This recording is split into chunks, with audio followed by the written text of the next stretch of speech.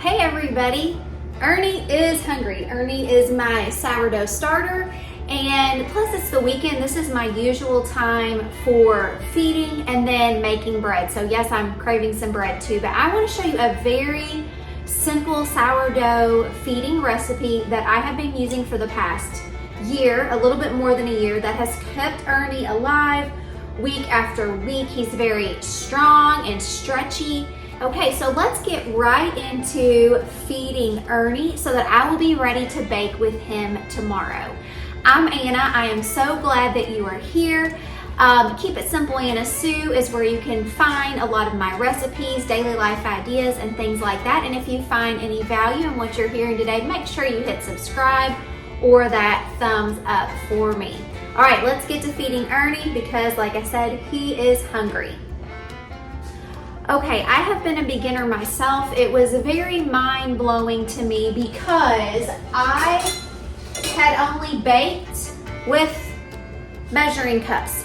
So when I was learning sourdough, the fact that I had to use a scale to weigh things out was very overwhelming. And I mean overwhelming. I know that's ridiculous when you compare it with things, but when you're trying to learn something new, you've never heard of it or anything, it can be overwhelming to weigh things on a scale.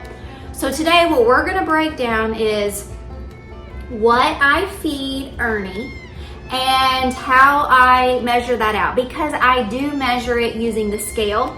I'll also tell you what it kind of equals out to be in tablespoons and measuring cups, but to get exact measures, then you would want to use your scale. Now, I've seen at this point lots of different ways that people do this. Some people just keep scooping it in, they eyeball it.